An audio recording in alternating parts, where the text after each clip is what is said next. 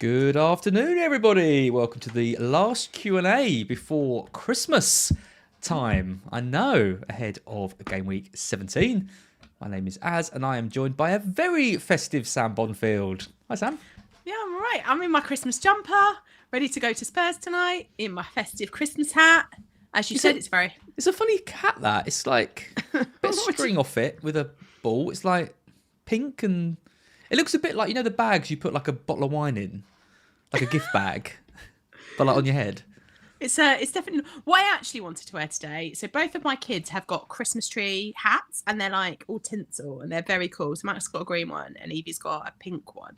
And I wanted to wear that, but they've been doing their Santa Dash at school today. So basically, they run around the field dressed as in Christmas hats, and they both took those hats. So I was like, so you created a makeshift one out of a gift bag. I didn't create it. It's cool, right? Do I look? Yeah. I look the peak of cool right now, right? Shall I wear it to Spurs tonight? I'm going to the game tonight. The bar's low, Sam. So you know it's definitely an upgrade.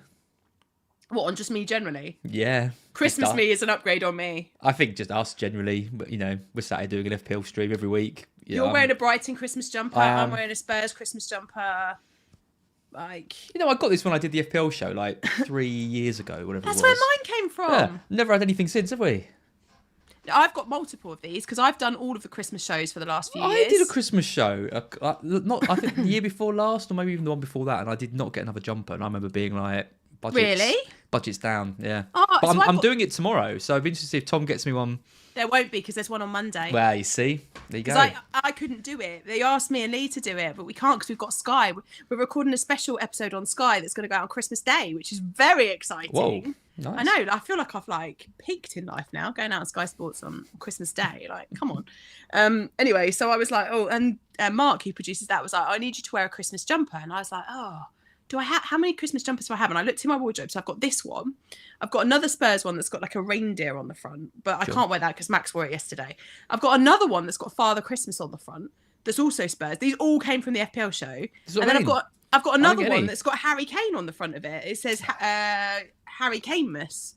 There's a clear bias here towards you and Christmas jumpers. That's what I've realised. Yeah, you know, they just love buying me a Christmas jumper down at PLP. You're drinking I thought you were drinking a can of Carling. It's a Pepsi Max.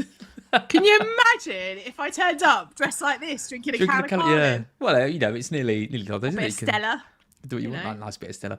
Hi to everyone in the chat. We will answer all your questions, whether they be festive. I already see a festive question in from James C, which is taking a bit. We'll answer any questions you've got about FPL or otherwise on this stream. Before we do, Sam, let's talk about the sponsor of this week's FPL Q&A, which is, of course, Sleeper, who is partnered with Scout, and both of us on our individual pods this season. If you're not aware of what Sleeper is, it's an app where you can look at all the football news, essentially. There's also a great game called Pick'em, which we're promoting on this, which essentially you pick all of the outcomes of the Premier League weekends, and you win great prizes if you get them right. I'm not very good at it, Az. No. You seem quite... every week we do this, and you seem quite confident. But I am. Not be going well. Every week I'm really confident. I'm like, yeah, I've smashed it this week. And then every week something rogue happens, and I'm like, why are Everton drawing with Arsenal? Didn't see that one coming. You know? Well, Mark and I have done predictions for years on Black Box, and we end up every year at around 50% correct. So every week, essentially, there's 50% of results which you wouldn't think would happen. Yeah. This week, any shocks? I think Villa beat City. Is that even a shock? I think Villa beat City. Is that even would you even class that as a shock these days? No, I don't think it would be a shock, and I think Villa beat City as well. I've put the same thing. So what have I put this week? I've got Villa to beat City. I've got Brentford to win, but only because it's at home. If they were away, I'd have gone for Forest. Yep, I've got the same. Newcastle to beat Ipswich. Same. You won't like this one, but West Ham to beat Brighton. Oh, come off it. You can't hold a lead. We can't win a game, but we're going to beat West Ham. Mostly because I'm going with FPL Fella to the game on Saturday. Oh, carnage. Oh, carnage. Where are you sitting? I've got no idea. With his mum. Oh, okay. In the Brighton end or in the West Ham end? No, in the West Ham end. Yeah. Oh, no. In the West Ham end. You're guaranteed to lose then if you're in the West Ham end with Fella. Arsenal to beat Palace. Yep. Chelsea to beat Everton. Yep. Fulham to beat Yeah, Southampton. same. Leicester and Wolves to draw. Interesting. It's chaos in both of those camps. I think Leicester win that. Do you? Would that actually? Why am I surprised? That wouldn't surprise me, to be fair. Wolves are just what even are Wolves at the moment? But it's also, do Leicester even have a team? They seem to have half their team seems to be injured. Well, Notte's back. He'll win it from. That's true. Yeah, I hope so, because I've got him in sleeper and we missed him last week. I've got Man United to beat Bournemouth. Same. No. And I've got Spurs to beat Liverpool. Something tells me Spurs are not going to beat Liverpool on Sunday. But I said that about another game, didn't I? Which you won. Yeah, you did. It was the City Man game. City. Yeah, Man City 4-0. Yeah. Yeah. Do you remember the last time Spurs played Liverpool in the Premier League at home? Was that the offside, the goal that should have been a goal, and then Yeah, Spurs Liverpool down to 9. Yeah, Spurs. It was carnage. Yeah. I hate this game. Seems to always roll in around Christmas, and I hate it because it means divorce in our household for a couple of hours. It's the big one, isn't it? The big FPL. The big FPL. I mean, to be fair, you couldn't go for anything other, could you, than a Spurs win? Like, how can I go for anything different? It's my team. You can't. Yeah. So and you have to Lee back would your be, team. Lee would be unbearable if you went for Liverpool to win. Oh yeah, can you imagine if in my pick'ems I pick Liverpool to beat Spurs? I'll never hear the end of it. Well, if you think you can do better than Sam and I at the predictions, get your predictions in. Check out Sleeper. Look at the link in the description. But yeah, let's go back to Q&A's. Already getting some questions in, which is great. Already getting some good points about Kuna. Manon says praying Kuna doesn't get his ban so he can play against Danny Ward. You got Kuna? No. I have. Tell you What a what, bad then, boy. You are really, really blimmin' lucky as Phillips that you didn't have 2 red cards last weekend. You're not wrong there. Because had the ref not been paying so much attention to 8 Nori, Cunha would have gone as well. Well, Kuna's was worse. Well, that's what I mean. But Cunha would have gone and then had it upgraded. So it would have been a one-match ban, I know. and then it would have been upgraded. Do you think it's going to be like Kudus? Surely he's going to get 5 games. I think he'll get more. I think it's way worse than Kudus. He's basically assaulted a non-playing member of staff. And the man will be blind. Like, if you took my glass, I mean, I'm wearing contact lenses today, but if I was wearing my glasses and you took them, I'd be like, "Oh." It's really bad. Like he should get a big ban. Like He you know, should. I'm biased. I think he's an amazing player, but you can't act like that. And I guess what everyone is just waiting for is when that ban's going to come in. Is it going to come in ahead of the game on Sunday? Well, Or is it going to come in? Yeah. He's got an answer today. He's not going to appeal against it because he's got no grounds. There's like literal video of him walking up to the man, shouting at him and stealing his glasses off his face. If they appeal, I think he'll get Leicester. Because I don't think they'll be able to ban him. They can only ban him when I think he'll get Leicester anyway, You think he'll get Leicester anyway? Yeah, because realistically, he's going to answer today. Unless they put the ban in place tomorrow, they're never quick. But if he's guilty of it, then surely they just give him the 3 match and then they extend it based on however many it's going to be. I don't know, because it's different, isn't it? Because like with Kudus, he already had a ban, so they could take longer to work out how long it was because he was already banned. Whereas in this instance, I don't know whether they might just go, right, we've got to work out how long you're getting. I wouldn't be surprised if he does play against Leicester. I think you have to wait till the last minute on that call. Yeah, well, I've got plans in place whether he's banned or whether he's not, so I'd advise anyone to do the same. I kind of hope. I know Manon says he's praying he doesn't get the ban. I'm sort of hoping he does because then I can finally get Isak in. Oh yeah, I haven't got Isak either, and No. I hate not having Isak, but then I haven't got Jackson either, and I think I prefer to have Jackson, to be honest. I've got Jackson already. Yeah, see, I don't have him either. I'm a bit of a loss with my front line, to be honest. I'll tell you who It's we not both ideal, got. is it? And that is a certain Dominic Solanke who literally doesn't look like he knows how to shoot anymore. Oh, I was so upset with him on Sunday. One goal in 6 games. 1 goal in the last 9 goals Spurs have scored. Do you know what's really frustrating though? On Sunday, obviously, it's 5-0. And I said this on Burning Questions yesterday. Like, when Spurs win 5-0, you don't expect the number 9 to just get an assist. The number He's 9. the only number 9 in the league who would only get an assist in a 5-0 against Southampton. I know. So very, very frustrating. Jackson to Solanke feels like it's probably the sensible thing for me to do, but Solanke to Jackson. What did I say? Solanke to Jackson. You said Jackson to Solanke. Yeah, well, not the other way around. Double Solanke. Don't do that. I don't want two Solankes. just one's okay. That feels like it's probably the sensible thing to do, but you got the money for that? Yeah. That sounds pretty good. I just, I think Solanke's just not a great. I mean, the thing is, he's doing okay. Like, he's getting the odd return, isn't he? Got the one big return. He sort of chips in every now and then, but I just think Isak, Jackson, that's the two, isn't it? I think you want the those problem two. I've got is I've got Bruno Fernandes. So in having Bruno and Salah and Saka and Palmer and then the double Arsenal defence, it kind of skews my ability to have Jackson and Isak. Now, I think you definitely want Isak for this weekend, but after this weekend, I don't know that you need him. Whereas I think Jackson is a much longer term hold. It'd be a fun watch against Newcastle v Ipswich, isn't it? If neither of us have Isak, it'd be horrible. I know. Wolfman -8. There are some hits flying. I saw FPL Harry's considering a -8 as well. Obviously, a few people with issues. -8 do Aït-Nouri, Kuna, and Semenyo. Semenyo's been disappointing. And Matoma. So 4 players out. Aït-Nouri, Kuna, Semenyo, and Matoma. So Robinson, Enzo, Ahmad, and Isak for a -8. Well, yeah. I mean, I think that sounds great. But if Cunha is going to play, I don't think you'd sell him ahead of the weekend, would you? No, I don't think so. If he's out, I love it. I Agreed. just think all 4 of those new ones are going to do better than the other ones. Yeah, I think quite a lot, I'd say.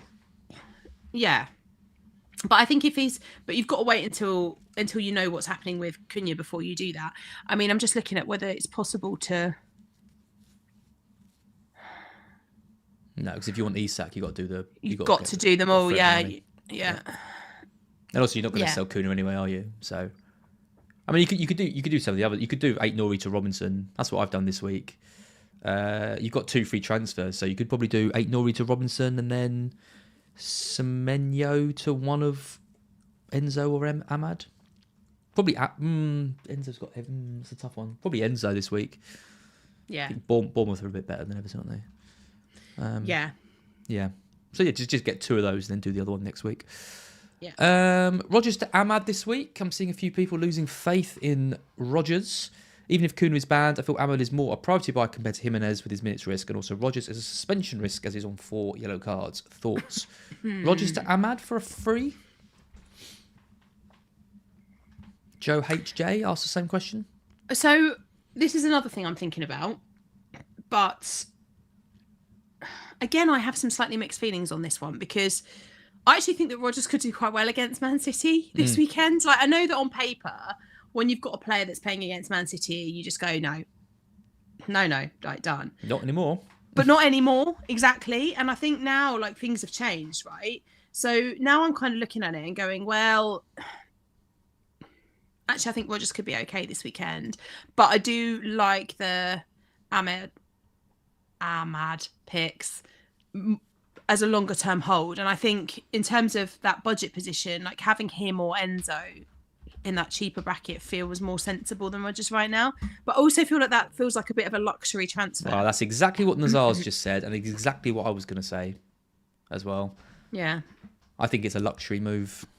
Yeah, I do too. If you've got nothing else that you want to do, and you've got your Isak in place and your Jackson, and you're happy with your defence and all of that, then I think, if there was a question about a wild card, if I was wild carding, it would definitely have Ahmad in it. I'm not 100% sure whether it would have Rodgers, because you've got Enzo and Ahmad, who I think are maybe both a little bit ahead of Rodgers going forward, if you wanted to go with the 5 millions in midfield. Would I do it? Am I thinking of doing Rodgers to Ahmad for free? No. I've got way more important things to be doing. Yeah. That's kind of how I feel. Like I could do this move. This is one of the moves I could potentially do this week. But it feels really luxury, and I think I'm more likely to go from Bruno down to free up the money to go to upgrade my forward line than I am to do Rodgers across. I think Rodgers is still a good long-term hold. Will says, how would you rank these three midfielders? Ahmad, Enzo, Rodgers. Ahmad first, then Enzo, then Rodgers. Yeah, that's but what if I you've think. but if you've got Rodgers, I don't think he's a priority sell. I don't think there's a lot in it between the three of them. No, I agree. Not enough to use a move on it. And it's a fourth or midfielder spot, isn't it? And they're all going to do all right. I would probably just keep. Here's a good one for you. And the obvious answer to this is no, but obviously there is some caveats around that answer. Haaland a keep. Because No. I saw general posts for the on the experts, as we love to be called, panel for the FPL We show. love that. And he was just like, yeah, he's got to go. You've got to get rid of Haaland. He's an easy sell, blah, blah, blah. Is he? If you've kept him till now, when he's about to embark on a run, let me just read you Man City's fixtures. And I know it's Man City. I know they've been awful. I know Haaland's been terrible. But it is, after Villa, Everton at home, Leicester away, West Ham at home, Brentford away, Ipswich away. That is a hell of a run. But I understand what you've just said completely, and I do in part. Actually, I do agree with you. The defence rests. That's all I've got. I think if you've held this long, then I would consider whether it's even worth it now. The issue I've still got with this is that I think unless you're wildcarding, it's still very, very hard to have a team that has Salah and Palmer and Saka and fits Haaland in. It's not possible. I'm putting it out there. It's not possible. You can do it. You can do it. Not worth it. But the compromises you have to make are so extreme. So that would mean you can't have and probably can't have an Arsenal defender. If you can get one, you can only get one. You can't have a Liverpool defender. You can't afford a mid-priced midfielder. So you couldn't have anyone from, say, Bruno Fernandes through about Brennan Johnson. They would have to then be the double up of the cheap options. So you'd have to have an Enzo and a Rodgers or an Ahmad or however you wanted to do it. You'd have to have them. The front line is limited. You can't have an Isak or a Jackson. You have to go for kind of the Jimenez's and the Delaps. Like you have to go really low. It's doable, but I don't like it because I think it skews the team massively. So stand them in a line, the top four, the most expensive four in the game. So Haaland, Salah, Palmer, and Saka. And for me, Haaland is the least attractive of those four options because, in part, Man City are so bad at the moment. Like the other three teams are playing well. They're attacking teams. Chelsea scored the most goals in the Premier League this season. Liverpool look like they're going to bash everyone everywhere they go, apart from on Sunday when they're definitely going to lose. Arsenal are what they are. Like they have their moments, but they're solid, and Saka's going to be so important to them. I don't think Haaland is a priority hold. There, I've said it. The counter to that is there's quite a few of the big content creators without Saka. Triple Arsenal defence, which over the last 3 weeks has been. I mean, the West Ham game was brutal if you didn't have him, but then it's been 3-2-3 for Saka and 2 clean sheets in that time. So I mean, there is a different route you can go with that and avoid. I'm not saying that's the best thing to do, but it is an alternative. You could go for Jackson over Palmer. Jackson's outscored Palmer last couple of weeks, I think. Just 1 week, isn't it? He got the 9 and but Palmer, would you not Palmer want got the 2. both? So this is my thing: is you'd want both ideally, and you can't have both and have Haaland. Don't know. But yeah, I think it is. Would you keep him now? The argument is right. The argument is you're not buying Haaland. I know there's some people that have got him lined up next week. I think you're very brave. There's no way I'd be looking to buy him. If I'd kept him for this long, and then you're thinking of selling him ahead of that run, I just don't understand why you've kept him. Because you must have known from the fixtures. I sold him 3 weeks ago. You sold him late as well. I sold him late, but I intended to keep him from this run from 18, and I realised there's no point. Salah's going to outscore him. He did. It's fine, but that was bygones have been bygones. He's about to embark on an unbelievable run. I'd hold him. But do you trust Man City to win these games? Sexy Beast Sexy Beast does my nut at the moment. You need to pipe down a bit, Sexy. or I'm gonna block you. But do you trust Man City? Not at all. Which is why I sold him. Yeah, and so they've got this great run of fixtures. I feel like we could be about to do a Wolves here. Oh, look at this great run of fixtures that Nori and Cunha are about to go on. Oh, how wonderful. Let's invest. 0, 1, -2. Do you know what I mean? Like, I'm not saying that I think Haaland's going to be that bad. But what I'm saying is that the fixtures are important and the things we should target. But we also have to see, we have to take into account what we're actually seeing happen on the pitch. And what we're seeing happening on the pitch with Man City is not good. Everton, Leicester, West Ham, Brentford, Ipswich. Everton have just kept a clean sheet against Arsenal. Would it surprise you for them to keep a clean sheet against Man City? Yes. It wouldn't, me. It would not. Everton, when Pickford wants to be, Pickford is a genius. Do you know what? I'm going to change my answer. My answer is, if you can take the Haaland money and you can use it immediately to spread around your team and strengthen key areas, no brainer. You take him out. If you're literally doing Haaland down to like Wood this week and then someone else up next week and it's going to take you a bit of time to move him around, I think I'd just keep him. Okay. If you don't have Isak and you can go Haaland to Isak this week. Yeah, I'd do that. Yeah. Yeah, I'd do that. Good point. Same with Jackson. Yeah, that's a good point. Yeah. Haaland to Isak. I would rather have Isak, I think, for the run. Yeah. I'll rest my case. Okay, yeah, good point. Jackson, that was a lot of time spent talking about Haaland. Jackson isn't the same as Isak. I think if you haven't got Isak, yeah, then I think that is the move you do. That was a long answer for that. I'm just trying to give it's very boring, isn't it? If it is Haaland the keep, we both say no. Right, next question. I'm just trying to give a little bit of, discussion. Fun and merriment. It. Yeah.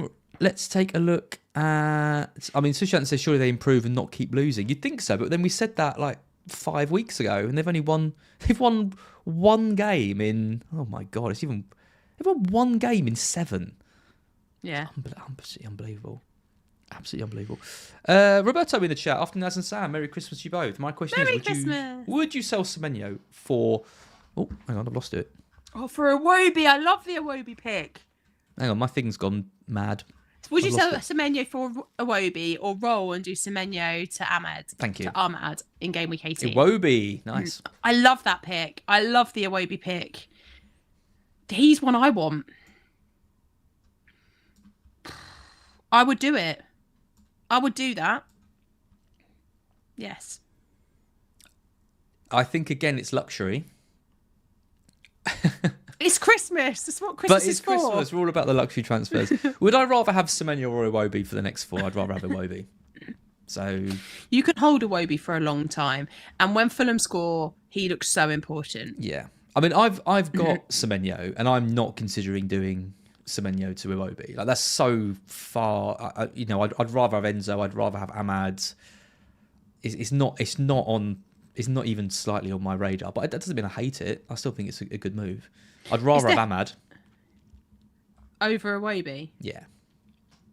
Would you rather have Rodgers or Iwobi? Tough one. I think purely for the next 4 games, Iwobi, but I've got quite a lot of value tied up in Rodgers, so again, that's not really something I'm looking to do. The next 4 games for Fulham. I mean, Fulham's fixtures are unreal. You would expect Iwobi to get some points. Yeah. They're not. Yeah. I mean, they're not bad fixtures for Villa though. From 19, they've got Brighton and Leicester both at home. Yep. Don't know. I've got Bruno, so I've got to make a decision about him really. But I do love Iwobi. I think he's a great pick. Hamza asks around other Fulham assets. What are your thoughts on Jimenez and Iwobi? We've kind of already covered Iwobi. Are they good replacements for João Pedro and Mbumo? Oh God, is Robinson a must-have? You haven't got any Fulham at the moment, have you? No, but I'm probably going to bring in Rob. So I've got issues because if I sell Nori for Robinson, which is what I think I want to do, but I haven't done it yet, even though all the price changes, because I'm kind of torn because my back line for this week reads as such. Hang on, I'm going to get it. Where's my app? So for this week, I've got Hall playing against Ipswich. Yep. I mean, yeah, great. Timber against Palace, great. Yeah. And Dallo at home to Bournemouth, great. Yep. So If I bring in Robinson this week, who the hell am I benching? Dallo.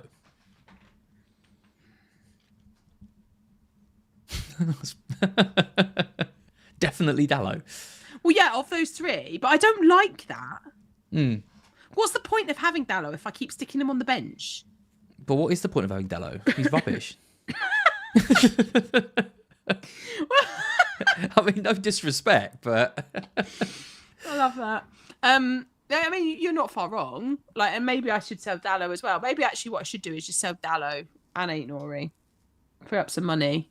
I don't know. As all I know is that I think probably I should. And I've got Vandenberg, who's also injured now as well. So, that was great getting injured in the warm up. What was the original question? Oh, Fulham. So yes, I think Robinson is bordering on must-have, but not because I think he's like a must-have player, but just because I think at his price point, and as an Ain't Nori replacement with the fixtures that Fulham have and his attacking threat, I don't think you're going to get much better than Robinson. That was one of the easiest moves I've done all season. I did it, before the price drop and the price rise. Ain't Nori to Robinson. It's a very popular move. I just think Robinson is by far the best option around that price. I think Munoz comes into the conversation in a few weeks, but it's a little bit early for him, and he's banned this week, so it's even earlier for him. Yeah, I agree. I think he's a nice pick. So, in my head, the Munoz pick was like probably my Dallo replacement in a few weeks. Mm. But then also there's Anderson in the conversation as well, if fit. So when he comes back, he's only 4.2 now. So there is another route into that defence that's a lot cheaper. Yeah. That I'm thinking about. But I've got to wait for him to be fit first. Jimenez? Popular? I like it. I like it a lot. I think you have to be prepared for a benching. Yeah, that's what Holmes says. At some point over Christmas, he's getting benched. Yeah, he will. He's going to, because Muniz is there and he's playing well when he comes off the bench. So at some point, Jimenez gets benched. Is it this week? That's the question. It's a risk. I think it could. I think it could be. I think it could be this week, because I think he plays Chelsea. I think they play Jimenez for Chelsea. So it's which of the two does he miss? I think so, and he's older than you think he is, Jimenez as well. Like, I'm always surprised whenever I look up how old Jimenez is. He's always like I always think he's much younger than he is. How old is he? Yes, I think it's like he's like 50. He's like no, he's 30s? not 50, but he's early 30s. But he's like, I'm gonna look it up again now because I'm always surprised. He's 33. Yeah, there you go. It's like it's always a bit of a it's always a bit and a half because it's May birthday. So I'm always a bit surprised by Jimenez because in my head he's still like 28, 29. But anyway. Well, one thing that was interesting with Jimenez was the last international break. He went away with Mexico. Yeah. I think he had like 2 days before the game, and he started and play. I think he might even have played 90. Yeah, he did. But then Muniz wasn't in that good form at that point, whereas he's actually playing well at the moment. Like they've genuinely got another option, whereas I think at that point they didn't really. So I kind of. One goal in 8 for Jimenez at the moment. Yeah. I like the pick. I like the price. I just think you have to be prepared for benching, and I fear it might come this weekend. Yeah. So I basically, if Kuna is out, if we do get the news that he's banned, I will probably be moving to Jimenez, but it will be reluctantly. I don't think he's that great an option, if I'm being totally honest. It's just I'd have 5.8 to spend on a striker because I'd be moving Solanke up to Isak. So Pedro I'd go for still at 5.9. I know obviously people are frustrated with him, but I still think he's probably the best option at 6 million or under. Otherwise you've got Jimenez, Strand Larson, Calvert-Lewin, Delap. Suspended. Yeah, it's a bit of a no-go, isn't it? I don't know. I don't love it. I don't love the Jimenez pick, but if he starts, I think he'll obviously do well against Southampton. In the games he starts, for the next 4 games, he should do well, but you'd be gutted if he misses Southampton, plays Chelsea, and then gets limited minutes against who's after that? Is it Bournemouth? Yeah. Bournemouth. Yeah, he's a risk. Yeah. Okay, Jota. FPL uproar. Oh. Getting Jota next week, he says. Yeah. Yeah? I like this. And this is part of the reason why I'm so torn on my other transfers, because the other thing I'm thinking is, do I just do nothing and then next week go Bruno to Jota and Rodgers to Ahmad? and that would keep my investment in Manchester United. It would give me another Liverpool asset. I don't get it. What? Why? Why on earth why are people buying Jota? I just don't understand it. Well, I wouldn't do it this week. Not just because it's Spurs. But you do it next week ahead of the 3 games in a week. Well, I think, again, it's one of those that you have to be... I was expecting Jota to start yesterday and get some minutes in the legs. Then we got a lot of rests. The thing I said to Lee the other week is, I think with Jota, I love him. I love being able to pick him. He's so cheap. He's perfect for a second Liverpool attacker. My issue is that over the period of time where Jota's been injured, Darwin has been terrible, but Gakpo has not been terrible. Gakpo has played really well. His underlying numbers are good. His returns have been really good. He, Salah and Diaz have formed a nice partnership up top. I think Slot, as much as Jota's the first choice, I don't think he'll go straight back to Jota straight away in every game. I think he will share minutes with Gakpo over the next few weeks. But what I will say is that, and part of the reason I'm still considering it is because I think of those 3 matches that he's got in a week, Jota probably he'll either get 1 or 2 starts, but he will come off the bench for a significant amount of minutes to rebuild match fitness. And as we saw last weekend, in 30 minutes, he's still really dangerous and gets returns. I just don't get it. We do these pods. We talk about, we're writing advice for all these things. Number one advice, especially over Christmas, is buy nailed on players. That is the one bit of advice that we give to everyone. Yeah. Jota is the complete opposite of that. He's the least nailed on player. You can imagine he's just come back from an injury. He's got 3 games in a week. He's got players who are playing really well in the positions that he plays. I just think it's absolutely bizarre that anyone's considering him. I know he's a good player, but it's not the time. Get him in a few weeks. Oh, I don't know. The early bird catches the worm, Mr. Phillips. The early bird gets 2 benchings and 1 60-minute appearance. I'm just not. I'm not even remotely tempted by Jota. I had him at the start of the season as well. It was really frustrating. I had to watch bloody Diaz scoring braces every week. Well, I did the same. I really thought it was But I then held him. So when everyone else jumped to Diaz and then they swapped over, I'd still held Jota right through to his injury. So I actually did benefit from that period where he was great. Maybe that's why I'm so tempted to go back there. Yeah. No way. A few people mentioning Gakpo. FPL Yellow Army, Roberto says personally prefer Gakpo to Jota, more minutes. Colm says, as he's daring me to buy Jota, I'm daring everyone to buy Jota. Yeah, do it. D Webb, if you're going to buy Jota, you might as well buy Gakpo. Great form, will play more minutes. Also I don't think he will play more minutes. I don't think he will play more minutes longer term. I think he might in the short term, but I think it will be very shared from now on. The Gakpo Start the last 4 games. But Jota hasn't been fit. So actually, it was only last weekend that Jota was available for. I think Gakpo is just as good a pick as Jota is. Okay, we'll agree to disagree on that one. We'll test it. Do you want to bet? Christmas bet? No. I can't bet with you anymore. I've had to send you all sorts of things. I've had to buy you dinner. What else did I have to send you? My Brighton shirt. Yeah. I'm not betting with you ever again. Oh, I used them up too early. Roberto says it's funny how Aït-Nouri got his 2nd yellow, which means he'll not be suspended for 5 yellow cards, yet to be in 4 when he comes back in Gameweek 18. I know. So it's weird, isn't it? He gets banned and then he gets sent off so that he doesn't get banned, and then he's going to get banned again when he inevitably gets the yellow card. It's a bizarre system. Yeah. Well, yeah, but remember, it only goes to Gameweek 19. So if they get past Gameweek 19, then that's not a problem. Yeah. Sushant says Salah is enough. I agree with that. I mean, personally. Salah is everything, but I don't think he's enough from Liverpool. I think you need more than Salah. Yep. Solanke. Do we have to answer questions about Solanke? Almost feel like Solanke would be a better option next season. It's always tough going from a club like Bournemouth to Tottenham. I mean, he's playing well, isn't he? Bigger club, yeah. Spurs fans seem to love him. We love him. And when you watch him, he's obviously doing a job. It's just that job isn't good for FPL. Do you know what? He is everything we needed. That's why Spurs fans love him, because he works so hard. That man is everywhere. The press is unreal. He fits the system perfectly. I love everything about Dominic Solanke apart from him in my FPL team. Yep. And that is horrible because I dislike not having any Spurs assets, which is why I've been so loyal to Dom Solanke. I probably should have just got Bren at the time when I got Dom. I should have just gone for him, but then I don't really have the space in the midfield for him. I am weirdly thinking about a little flirt with Pedro Porro again at some point. He's off the naughty step now. Yeah, I'm sort of. He tempts me. I see him there, and I'm like, oh.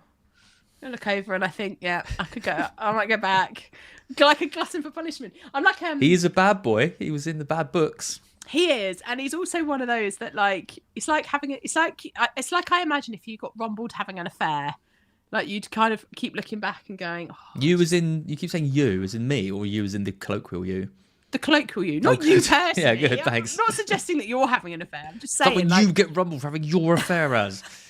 Don't mention the affair, for God's sake. She might be listening. She probably is listening. No, I'm saying, like, I imagine that, like, that's how it feels, like, when you sort of, or when you've got, like, a crush on somebody and you keep, like, looking like over at them and thinking, oh, I'd like to go there, but you don't. What are you talking about? Pedro Porro. I feel like you've lost your mind. There. You are on the Carlings. Pedro Porro. So Dom Solanke, I think, let's see how he goes. I think he's been brilliant.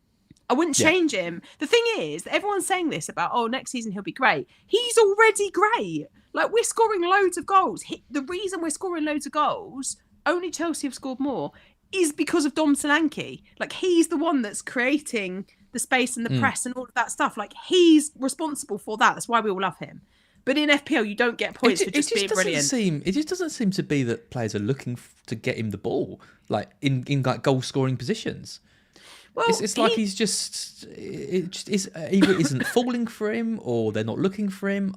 Maybe he's in the team to bring out the individual brilliance of like the Johnsons and your Sons and Madisons and all that, but he's there to create space. Yeah, he's there to create space, win the press. Like, that's his job. Yeah, his job is that, which is perfect for the Spurs system because you see the goals that Bren's scoring, that Kulusevski, Madison's son, all of that is all being caused by Dom Solanke.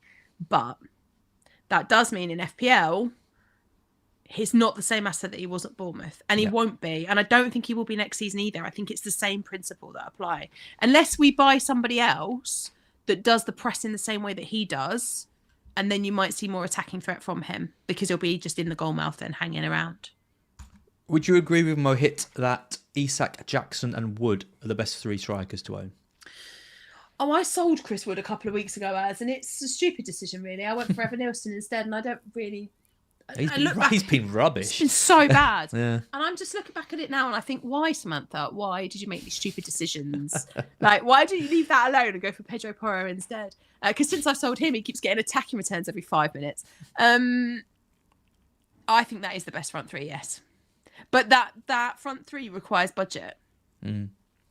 And I don't think a lot of managers have the budget for even like, and I know that's a stupid thing to say, given that we all normally have Haaland in there, who's like basically Isak and Jackson combined. But it's quite hard to have those if you've got Palmer and Saka and Salah and double Arsenal defence, and maybe you've got a Trent or a Virgil, and I've got a Bruno, you know. I think it's quite clearly the best three you could have. I mean, Watkins isn't really a factor, is he? Solanke's not really been the player that we want him to be. Kuna's out. We mentioned the kind of the sub 6 million options. Pedro, I still think João Pedro is fine, you know, with pens and stuff. But Welbeck's out for a little while now. In some ways, it's good because Pedro's playing as the 9, but he's not. I've always said he's not great. It's not best at being He's not the best as a 9. He's much better as a 10, playing behind the striker where they can create space for it. That's what Welbeck did. Their link-up play was brilliant. Can't you put someone else in the 9? Yeah, well, Ferguson should be playing, I think, in the 9. I don't really understand why Herzl is saying there's no chance Ferguson's going on loan. You know, he's a key player for us. All this, and then we literally don't have a striker, and it's like, and he's still not playing. I just don't get that. He either needs to go out on loan and play for someone else and get regular minutes, or he needs to play for Brighton. I don't know. I don't really understand that, but I like that front three. Is Mela Sarr nemesis scored a brace against us. Thought he was absolutely brilliant in that game. He was like a world-class talent, wasn't he, in that game? Yeah, I mean, he's. We've all thought he had that in him before. I remember when he was at Watford. And he was like absolutely brilliant. And then he kind of went down to the Championship. Everyone thought he was going to get a big move. He didn't get a big move. He stayed at Watford for a few years. And now he's at Palace. No one really knew what his role was going to be. I think someone was saying he was like a central midfielder at some point. It was weird. He was playing in such weird positions at the beginning of the season. But now, he's looking good. And he's another sub-6 million midfielder for us to consider. Yeah, I just wonder, though, whether he might be a casualty of Eze. Like, because you look at the underlying numbers, Eze's right up there for a lot of the metrics that you would want to invest in FPL. And I just wonder whether, with Ismaila Sarr and the Palace fixtures coming up, whether we might... Would you pay 0.9 more for Eze at the moment? Well, so not right now, but I think in the next few weeks, Eze might become the best differential midfielder to own. Okay. And so that's what worries me a little bit about the Sarr pick, because Sarr, he was fantastic against Brighton. Sorry, but he was. But we haven't consistently seen that from him. So this feels like one of those let's just get on him because he's just been absolute world class against Brighton. Against the Brighton defence that keep doing this, conceding loads of goals. So I don't know. I think if he does it again this weekend, then maybe I might consider it. But I still think I would prefer to have Eze for the consistency that it brings. He's had some good underlying numbers, Sarr. Against Wolves, he put an XG of 0.5. Against Villa, 0.8. And against Newcastle, an expected goal involvement of 1. Do you know how many attacking returns he got? Do you know how many attacking returns he got over those 3 games? 0, exactly. And then another XG of 0.9. But again, you're talking about Eze's underlying stats and saying they're good for him. He's also been guilty of missing chances and not performing, great on FPL. I love him as a player, but this season Eze has been one of the biggest disappointments, I think. Oh, massively. At the beginning of the season in particular. So you would go Eze over Sarr? Well, I wouldn't go any yet. I think it's too early to go Palace. I think you wait 2 or 3 weeks. And in those 2 or 3 game weeks, which by the way is only like a week, you in those 2 or 3 games.